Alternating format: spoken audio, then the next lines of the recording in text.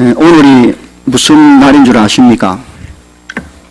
2019년 11월 마지막 주일날입니다. 맞죠? 이제 2019년 한 달 남았습니다. 엊그제 시작한 한 해가 11달이 지나가고 이제 한 달, 마지막 달을 남겨 두었습니다. 이쯤 되면 우리는 누구나 지나간 시간들을 돌아보게 됩니다. 돌아보면 후회도 되고 또 반성하고 또 회개하기도 하지만 또한 또 하나님의 넘치는 은혜가 너무 많아 감사하게 되어지죠. 중요한 것은 우리가 남은 한 달을 또 어떻게 살까, 잘 마무리해야 될까 하는 생각을 해야 합니다. 왜냐하면 2020년을 또 열심히 잘 살아내야 하기 때문에 그렇습니다. 오늘 보면 1절 보십시오. 만물의 마지막이 가까이 왔다라고 시작합니다. 그래서 오늘 설교 제목으로 제가 정했습니다. 저는 개인적으로 22살 때 전도사를 시작해서 이제 거의 내년 40년 목회 사역의 마지막 끝자락에 와 있습니다. 동부교에서 30년 사역을 하고 이제 내년 4월에 은퇴할 생각인데, 그러니까 한 5개월 목회 사역하고 목회의 사역은 제게 이제 끝입니다. 지난주 추수감사주일을 맞아 100가지 감사 서기 숙제를 제가 내고 저 역시 숙제를 했습니다. 자신을 돌아보는 많은 시간을 가졌는데 정말 회개할 것도 많고 성도들한테 죄송한 것도 많지만 또한 하나님의 은혜가 아닌 것이 한 군데도 없었다 생각가지고 감사의 제목을 많이 적을 수 있었습니다. 자, 문제는 남은 저의 삶의 시간들입니다. 많은 사람들이 만나면 제 은퇴를 알고 그렇게 질문을 합니다. 목사님, 그래 일찍 은퇴해서 뭐 하려 합니까? 하는 게 다 그게 그렇게 궁금한지 사람마다 같은 질문을 합니다. 제가 할 게 많습니다. 저는 21가지도 있습니다. 라고 말하지만 여전히 그 질문에 저 역시 숙제며 기도해야 할 제목이며 고민 중에 하나입니다. 그래서 오늘 저는 이 말씀을 살펴보면서 우리 모두에게 뿐만 아니라 저 자신에게도 제가 남은 삶을 어떻게 살아야 될까 하는 데 대한 하나님의 대답으로 저는 받고 함께 나누기를 원합니다. 다시 보면 1절을 보십시오. 만물의 마지막이 가까이 왔다라고 했습니다. 이 만물은 우주 만물, 하나님의 창조하신 모든 피조물, 그 가운데 있는 사람, 인류의 모든 역사들을 의미합니다. 마지막이라고 말했는데 이게 마지막은 원에 보면 토라는 정관사가 붙어 있습니다. 그래서 그 마지막, 그것은 곧 종말, 예수님이 재림을 염두에 두고 하는 말입니다. 그 우주 만물 역사의 마지막 종말이 이제 가까이 왔다라는 뜻입니다. 저는 지난 마가복음 설교할 때 이 종말의 징조, 말세의 징조에 대해서 자세하게 살펴보았습니다. 예루살렘에 올라온 예수님의 제자들이 주님께 그런 질문을 했지요. 주여, 주의 임하심과 세상 끝에는 무슨 징조가 있겠습니까? 그때 주께서 말세 종말의 징조를 분명하게 말씀해 주셨습니다. 먼저 사람들의 미혹, 곧 이단들이 아주 극심히 출현하게 될 거다. 미혹받지 않도록 해라. 둘째로 온 세상이 아주 복잡하고 시끄러울 기다. 온데 전쟁의 소문, 난리의 소문, 기근, 이런 것들이 지진, 이런 재난 소문이 일어날 것이지만 아직 끝은 아니다. 세 번째로 그때 그리스도인들이 세상으로부터 큰 미움과 핍박, 박해, 심지어 죽임까지 당할 것이다. 그러나 그 와중에 하나님의 복음은 온 세상 땅끝까지 전파될 것이다. 이런 말씀들을 하셨습니다. 그러면서 말씀하시기를 이와 같이 너희도 이 모든 일을 보거든 인자가 가까이 곧 문 앞에 이런 줄 알라. 이런 모든 일을 눈으로 볼 그때에 이미 주님이 눈 가까이 문 앞에 와 계신다는 걸 알아라는 말이죠. 오늘 우리는 매체의 발달, 인터넷의 발달로 말미암아 우리가 살고 있는 온 세상이 어떻게 돌아가고 있는지 구석구석을 너무나도 잘 알 수 있는 시대에 살고 있습니다. 이 세상은 이미 주님께서 그때 말씀하신 그 모든 이런 일들이 다 이루어지고 있습니다.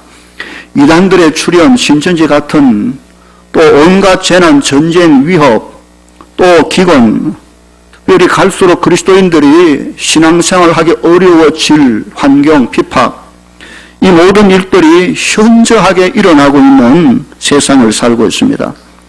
그렇다면 지금은 분명히 주님이 말씀하신 종말, 말세, 마지막 때가 됐다는 것을 알 수 있는 것입니다. 여기서 만물의 마지막이라고 말할 때 마지막이라는 말의 의미를 중요하게 여겨야 됩니다. 왜냐하면 그냥 다 끝나고 다 끝나버리는 마지막이 아니기 때문입니다. 이 마지막, 그때는 하나님께서 세상을 심판하시는 그 마지막, 그때를 말합니다.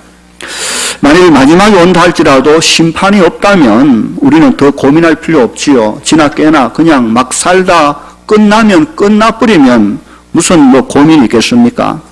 그러나 하나님은 너무나도 공의로우신 분이시기에 반드시 세상의 불의와 불의한 자들을 심판하시는 하나님이십니다. 한번 죽는 것은 사람에게 정하신 것이고 그 후에 심판이 있다고 주께서 여러 차례 경고하셨습니다.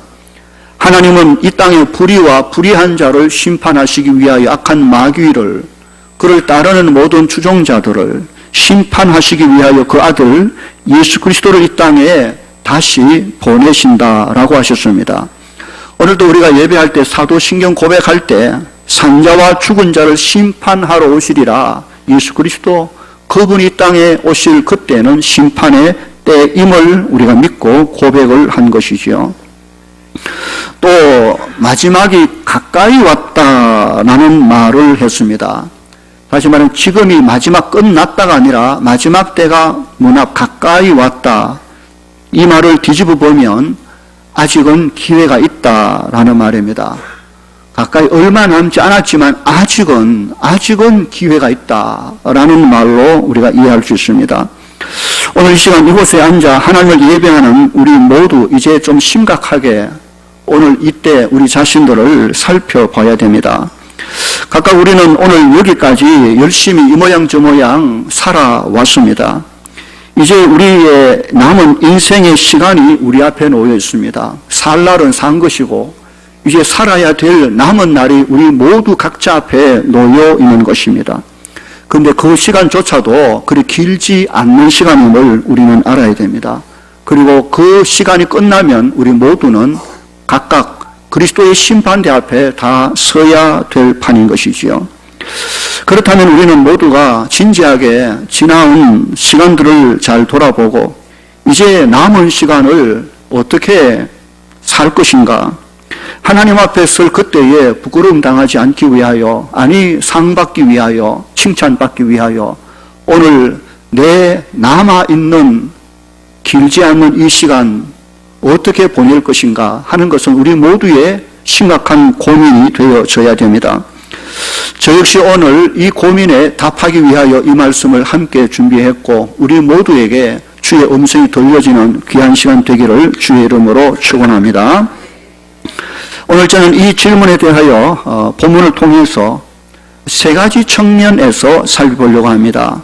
첫째는 나 자신을 살펴야 됩니다. 내 자신의 문제를 바로 해결해야 됩니다. 둘째로 나와 다른 사람과의 관계의 문제를 잘 살펴 해결해야 됩니다. 세 번째로 내가 섬기는 교회와의 관계를 살펴서 그 부분도 시원하게 해결해야 됩니다. 첫 번째로 7절 다시 보십시오. 만물의 마지막이 가까이 왔으니 어떻게 하라는 말입니까? 그러므로 너희는 정신을 차리고 근신하여 기도하라 라는 말씀을 했습니다. 우리는 이 구절에서 하나님께서 베드로를 통하여 우리 마지막 남은 삶을 살고 있는 각각 성도들에게 너무 분명한 세 가지 지침을 적어 주셨습니다. 그 첫째가 정신 차려라는 말입니다. 어쩌면 이 말씀을 하실 때는 한번 막 등짝을 후려치면서 정신 차려, 그렇게 하면 굉장히 효과적인 말입니다. 이 정신 차려 이 친구야 하면서 이 등을 치면서 눈이 번쩍 뜨이도록 만드는 말입니다. 지금 우리가 살고 있는 이 세상의 특징은 문명의 발달과 함께 사람들의 정신들이 자꾸 혼미해져가는 때입니다. 사람들은 발달된 스마트폰이나 문명과 쾌락과 거기에 온통 집중돼서 자신이 어디로 향하여 무엇을 위해 가는지조차 정신줄을 놓고 사는 시대를 살고 있습니다. 얼마 전 서울에 올라가서 지하철 타봤는데 지금 지내도 버스 타는 그런 비슷한 장면이겠습니다만, 빽빽하게 탄 그 지하철 칸 안에 사람들이 서고 앉고 그 사람 전부 거의 다 손에 스마트폰을 들고 쳐다보고 열심히 거기에 온통 빠져 있는 것을 쉽게 볼 수 있는 것이죠. 그래서 뭘 저렇게 열심히 보나 하고 봤더니 거의 대부분 게임하고 있었어요. 온갖 게임, 이상한 게임에 들어가가지고 정신없이 거기에 빠져 있는 모습을 쉽게 볼 수 있는 것입니다. 돈과 쾌락과 세상일에 사람들은 인생의 전부를 거기 쏟을 그렇게 빠져 있는 모습을 봅니다. 도대체 인생의 끝이 오는지 마는지 가는지 짜는지 관심이 있어 보이는 느낌이 전혀 없었습니다. 사탄은 이를 틈타 사람들의 생각과 마음과 눈을 더욱더 온통 어둡게 해버리고 말 것입니다. 이런 시대적 환경 어두움 속에 하나님은 사도 베드로를 통하여 어쩌면 우리의 등짝을 후리치면서 정신 차려라 라고 말씀하시는 그 음성을 우리가 들을 수 있어져야 됩니다. 운동장에서 중요한 축구 시합이 있다고 생각해 보십시오. 지금 1대2로 우리 팀이 지금 막 이기고 있습니다. 그런데 이제 후반전 남은 시간이 5분 딱 남았습니다. 그러면 어찌 되겠습니까? 이기고 있으니까 이제는 마음 놓고 편안하게 경기를 마무리하면 되겠습니까? 아니죠. 지고 있는 상대편의 마음을 생각해 봐야 됩니다. 상대편은 지금 5분 남은 그 시간 성패를 뒤집기 위하여 총력을 다하여 공격을 해올 것입니다. 어쩌면 그들은 반칙을 불사하고라도 그 짧은 시간에 뒤집어 보려고 할 것입니다. 그러면 당연히 우리 편은 어찌해야 됩니까? 지금 이기고 있는 것에 만족하는 것이 아니라 더욱 마지막 힘을 다하여 그 승리를 지키고 어쩌면 안전하게 한 골을 더 넣기 위하여 모든 힘을 기울여 경기에 임해야 되지 않겠습니까? 마지막을 사는 우리도 똑같은 것 아니겠습니까? 사탄은 마지막 때를 알고 있습니다.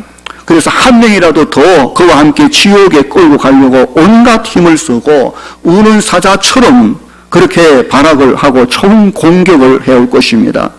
이때 우리가 정신을 차리지 않으면 누구든지 언제 어떻게 당할지 모를 일입니다. 그래서 주님은 성경에 자주자주 깨어있어라고 우리에게 경고하고 있습니다. 영적 정신줄을 놓으면 안 됩니다. 이제는 자다가도 벌떡 깨어 자신을 살펴볼 때 있는 것입니다. 이제는 그냥 그렇게 살 때가 아니라는 것입니다. 밤늦게 책을 읽고 숙제를 하고 뭔가 해야 되는데 졸음을 오고 정신을 혼미해지고 그럼 어쩝니까? 숙제고 뭐고 집어치우고 잘 수는 없지요. 벌떡 일어나서 찬물 한 그릇 마시고 세수하고 그리고는 다시 한번 정신 차려서 돌아와 책상에 앉아 하던 일을 계속해야 되는 것입니다. 우리는 내가 지금 어디쯤 와 있는지, 지금 내가 살고 있는 이 시대가 어떠한지 분별하는 지혜를 가져야 될 것입니다. 어리버리 살다가는 10년, 20년, 한평생 그냥 후딱 지나가 버리는 것이지요. 지나간 이후에 돌아본들, 후회한들 무슨 의미가 있겠습니까? 노아 시대 하나님께서 노아를 통하여 그 시대의 죄악을 경고했습니다. 120년 동안이나. 그러나 사람들은 그들이 홍수로 말미암아 다 멸망할 때까지 정신 차리지 못하고 먹고 마시고 시집 장가가고 쾌락 여기에 혼통 빠져 있다가 밀어닥친 홍수에 모두가 멸절해버린 역사적 사실들을 우리가 염두에 두어야 될 것입니다. 깨어나야 됩니다. 정신을 차려 하나님 앞에 내가 어디에 서 있는지 찬물을 뒤집어 서든지 자신의 뺨을 한 차례 후려치든지 깨어 정신 차려 이 시대에 바로 설 수 있는 우리가 되기를 주의 이름으로 축원합니다. 둘째로 근신하라는 말을 했습니다. 근신은 자신을 살펴서 삼가 조심해라는 말입니다. 이 말을 다른 말로 말하면 절제하라는 것입니다. 자신의 남은 때가 얼마 남지 않았음을 알았다면 이제는 정신 차리고 그동안 여기저기 정신없이 빠져 그렇게 흐트러져 이것저것 하고 있던 잡다한 일들을 이제는 다 빨리 정리하라는 말인 것입니다. 그리고 꼭 해야 할 일들에 집중해야 되는 것입니다. 이것저것 할 시간도 없고 이것저것 할 그런 여건, 그런 상황이 아니라는 것이지요. 고린도전서 7장 29절로 31절에 형제들아 내가 이 말을 하노니 그때가 단축하여 진고로 이후부터 안에 있는 자는 없는 자 같이 하며 우는 자는 울지 않는 자 같이 하며 기쁜 자들은 기쁘지 않는 자 같이 하며 매매하는 자들은 없는 자 같이 하며 세상 물건을 쓰는 자들은 다 쓰지 못하는 자 같이 하라. 이 세상의 외형은 지나감이라 라고 했습니다. 지금은 쓸데없이 누굴 붙잡고 싸우고 그렇게 시간 보낼 환경이 아니라는 것이죠. 안에 있다고 아내와 함께 늘 희닥거리고 놀고 그럴 때가 아니라는 것이지요. 지금 좀 아프다고 아픔에 빠져 늘 울고만 있을 때가 아니라는 것입니다. 지금 기쁨이 있다고 그 기쁨에 취해서 늘 해거리고 그러고 있을 때가 아니라는 것입니다. 지금 돈이 있다고 그거 다 쓰고 돌아다닐 그런 처지가 아니라는 것이죠. 그거 다 지나갈 일인 것입니다. 이제는 절제해야 됩니다. 해야 될 게 있고 안 해야 될 게 있는 걸 구분해야 되는 것이죠. 웬만하면 참아주고 기다려주고 다 져주고 그리고는 진짜 내가 집중해야 될 그 일을 붙잡아야 되는 것입니다. 열차를 타고 서울 가다가 옆 사람과 무슨 이야기 중에 논쟁이 붙었다고 생각해 보십시오. 싸움이 나가지고 네가 올리 내가 올리 아웅다웅 했었습니다. 그러다가 서울역 5분 남았습니다. 그러면 짭니까? 계속 상대방의 멱살 붙들고 네가 올리 내가 올리 따지고 시비 붙고 하면 됩니까? 안 되지요. 이제는 어찌해야 됩니까? 5분 남았습니다. 빨리 짐 정리하고 내일 준비해야 됩니다. 그럼 벌떡 일어나가지고 아이고 미안합니다. 내가 졌습니다. 당신이 옳습니다. 잘 가십시오. 하고 악수하고 내일 준비해야 되지. 계속 그거 붙들고 앉았으면 망치는 것이죠. 하던 모든 일들을 살펴 정리할 때입니다. 이제는 해야 할 게 있고 안 해야 될 것을 구분해야 될, 절제해야 되고 근신해야 될 시기가 지금이라는 것이지요. 세 번째로 베드로는 기도하라고 당부합니다. 정신 차리고 엉뚱짓 하는 걸 이제 중단하고 그만큼 했으면 되었으니까 이제는 끝이고 이제는 기도해서. 기도는 왜 합니까? 하나님의 뜻을 묻기 위하여 합니다.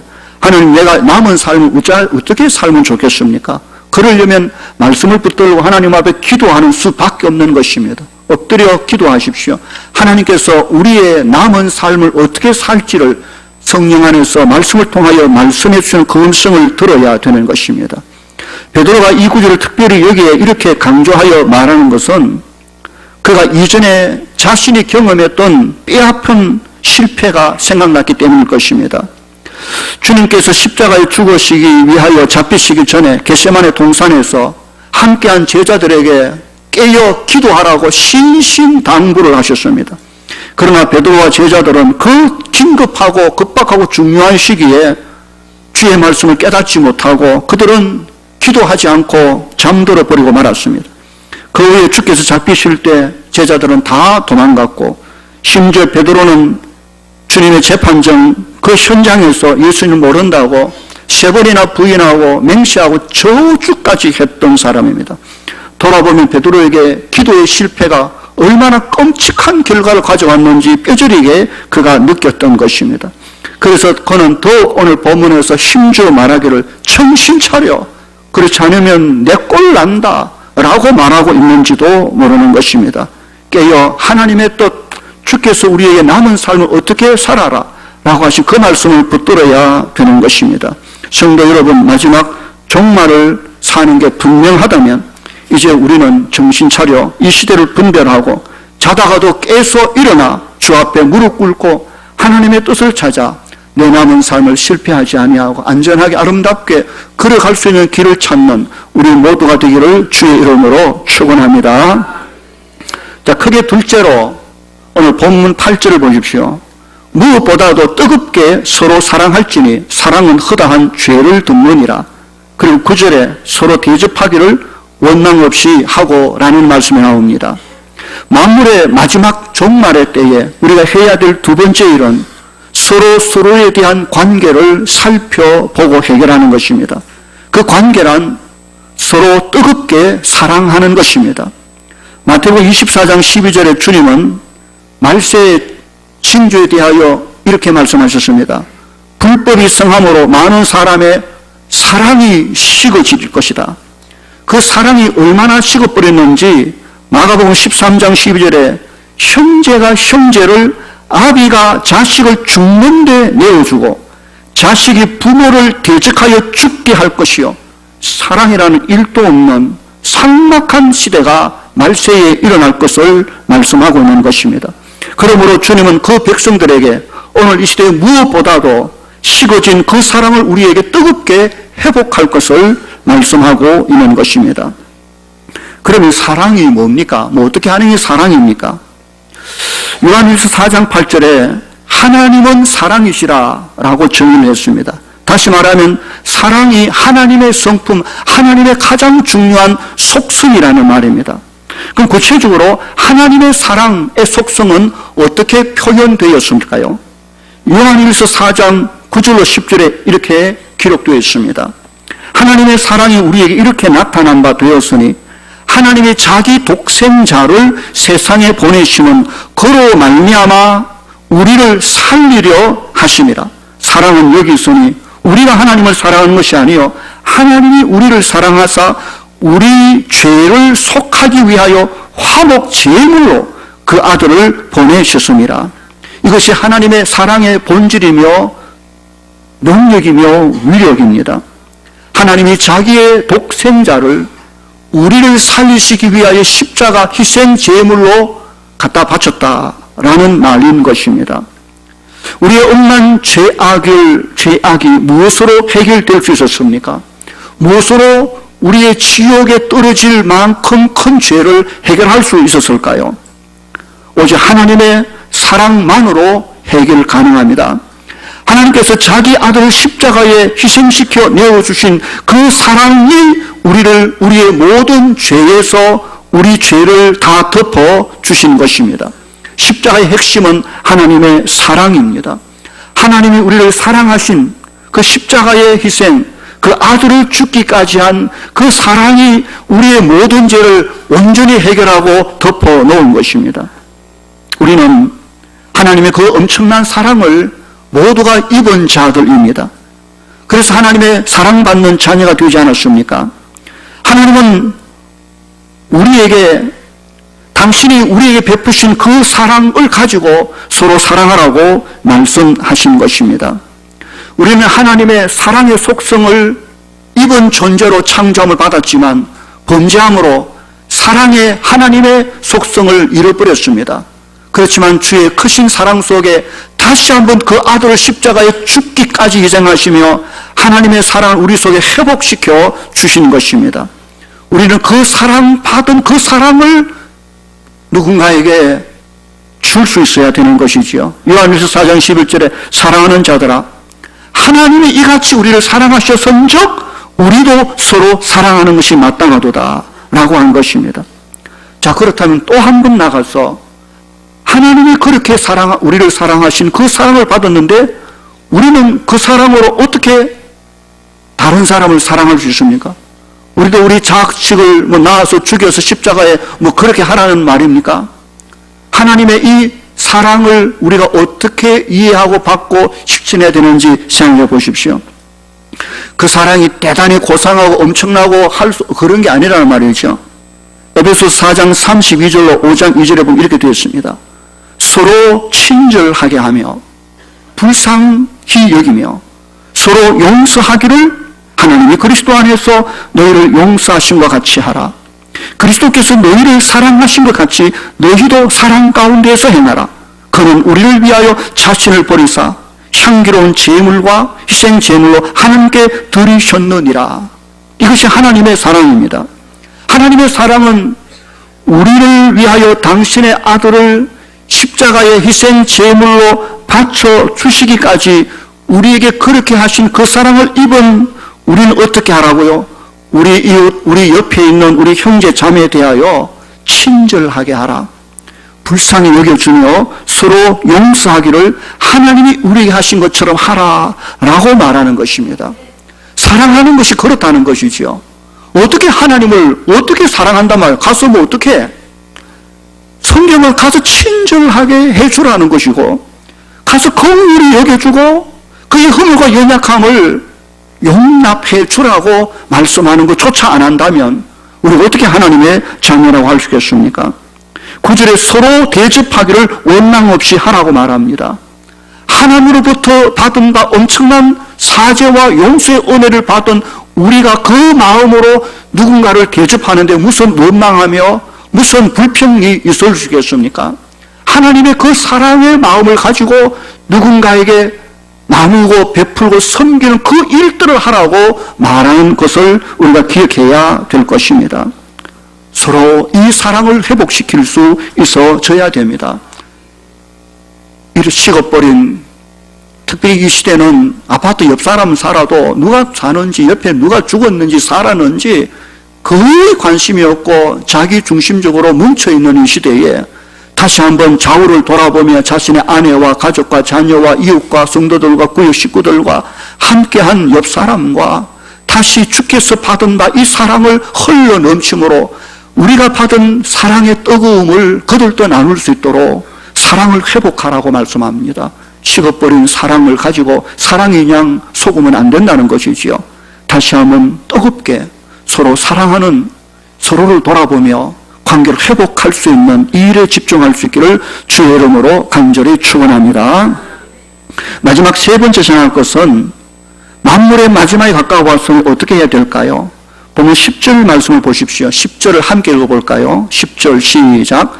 각각 은사를 받은 대로 하나님의 여러 가지 은혜를 맡은 선한 청지기 같이 서로 봉사하라 그랬습니다. 여러분 이 구절을 다시 보시면 이 구절은 무엇을 염두에 두고 하신 말씀 같아 보입니까? 어디서 우리가 이렇게 하라고 하신 말씀 같아 보입니까? 교회입니다. 교회입니다. 이 본문 가운데 선한 청지기라는 말이 보이죠. 선한 청지기 같이 하라. 이 말이 어디서 늘 보던 말 아닙니까? 어디서 늘 보는 말입니까? 매주마다 보는 말입니다. 어떤 사람은 보이고 어떤 사람은 안 보일지 몰라도 우리 주보 표지 맨 위쪽 날짜 위에 고정적으로 배치되어 있는 말입니다. 너무 중요하니까 선한 청지기, 교회를 향한 우리의 사역이 선한 청지기로 일하라는 말입니다.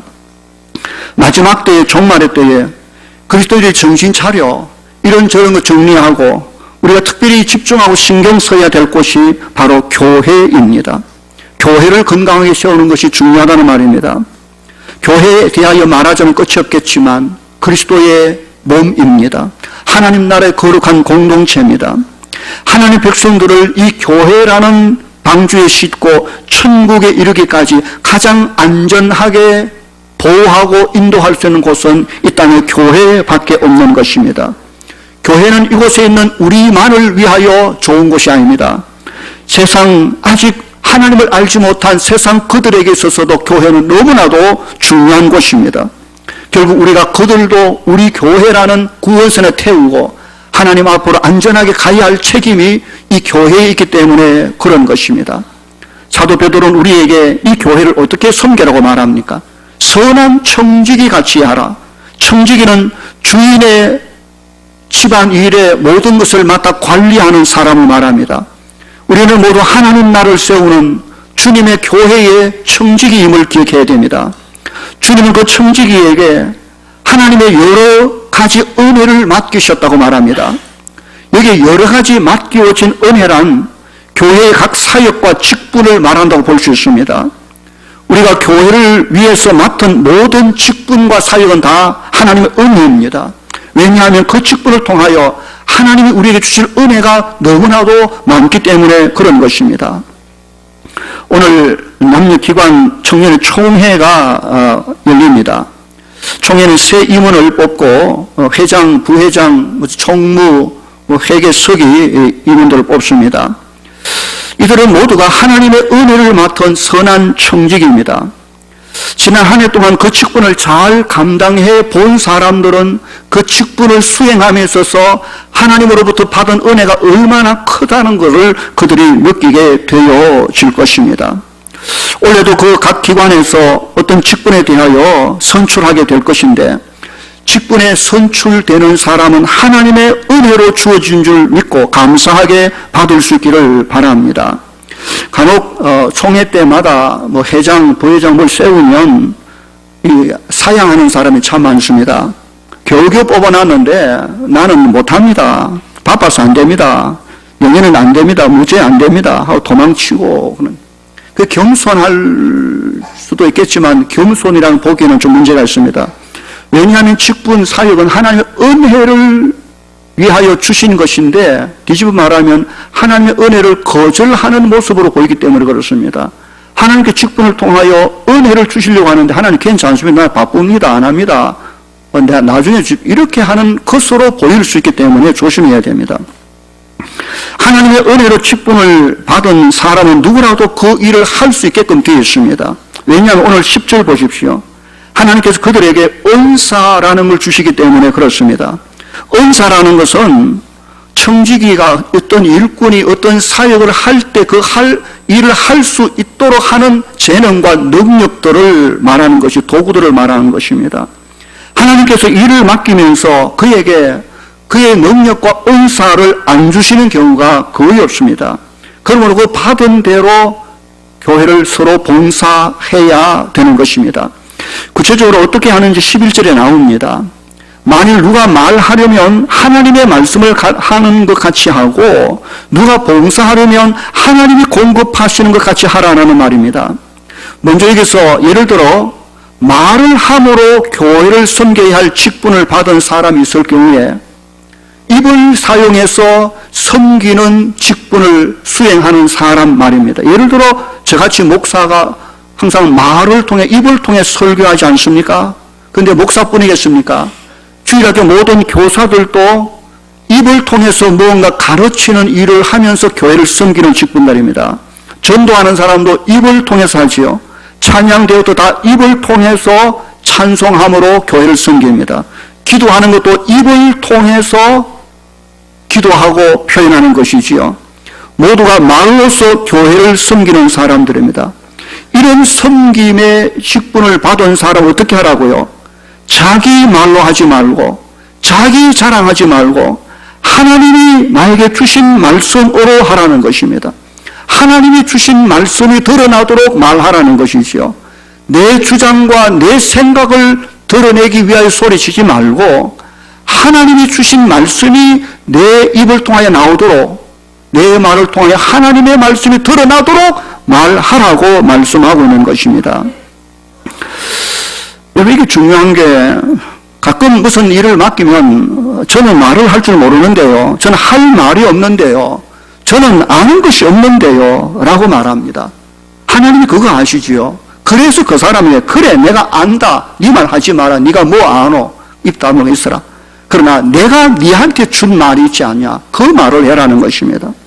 내가 네한테 준 그 말을 말해라 이거지, 네 속에 있는 무슨 말을 연구해서 끄집어내서 어떻게 하지 말라는 것이죠. 그래서 그런 사람은